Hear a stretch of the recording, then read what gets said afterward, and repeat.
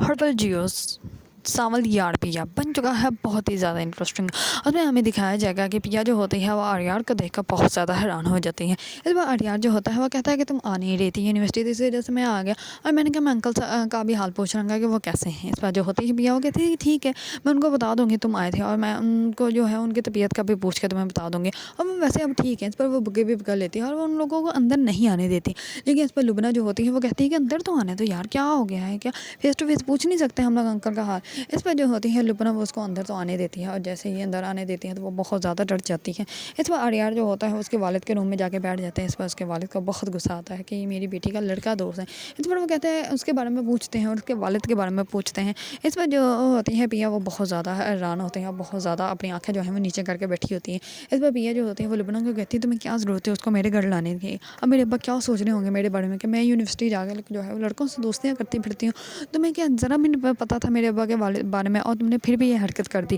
اس پر وہ کہتی ہے کہ یار اچھا ہو گیا نا، اب میں کیا کروں۔ اس پر جو ہوتی ہے پیا وہ کہتی ہے کہ اب جو بھی کریں گے ابا ہی کریں گے، اب جا کے بیٹھتے ہیں دیکھتے ہیں کیا ہوتا ہے۔ اس پر جو ہوتا ہے آریار وہ سب کچھ بتاتا ہے۔ اس کے بعد آریار جو ہوتا ہے وہ لبنہ کے ساتھ واپس چلا جاتا ہے، اور پیا کے والدہ جو ہوتی ہے وہ سلیم سے کہتی ہیں کہ آپ کو کیا ضرورت تھی اتنے کوشچن پوچھنے کی، دوست ہی تو تھا۔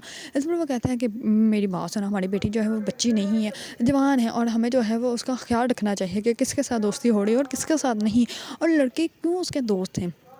دوسری طرف لبنہ کے ساتھ جو ہوتا ہے وہ آریار یونیورسٹی واپس جانے کے لیے اسی رشکے میں بیٹھا ہوتا ہے، اور واپس جانے کے لیے نکلے ہوتے ہیں تو راستے میں ہی وہاں پہ اسٹاپ آ جاتا ہے، تو وہیں پہ جو ہوتے ہیں آریار کے والد وہ ان کی بھی گاڑی آ جاتی ہے۔ اس وقت جیسے ہی وہ ان کو دیکھتے ہیں تو وہ اپنے بیٹے کو دیکھ کے جو ہے وہ اپنی گاڑی کا شیشہ نیچے کر لیتے ہیں، اور وہ اپنے بیٹے کو جو ہے بہت زیادہ توجہ سے دیکھتے ہیں۔ اس پر آریار جو ہوتا ہے وہ خاموش ہی رہتا ہے، وہ اپنے والد کو کچھ بھی نہیں بتاتا۔ اس پر اس کے والد جو ہوتے ہیں اس کو کہتے ہیں کہ بیٹا آج کے بعد تم نے ایسا نہیں جانا، جب ہم نے تمہارے لیے سیکورٹی رکھی ہے تو تمہیں سیکورٹی ساتھ لے کر ہی کہیں بھی جانا ہوگا، تو ان کو ساتھ لے کے جانا ہے، ویسے تم کہیں بھی نہیں جا سکتے۔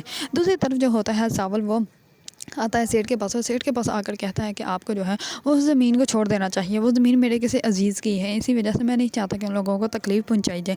اس پر جو ہوتا ہے سیٹھ وہ کہتا ہے ٹھیک ہے میں بات کر کے تمہیں بتاؤں گا۔ دوسری طرف وکیل جو ہوتا ہے وہ آتا ہے اس کے پاس، اور وہ کہتا ہے کہ تم نے مجھے پہلے تو نہیں بتایا کہ سلیم تمہارے کوئی رشتے میں لگتے ہیں۔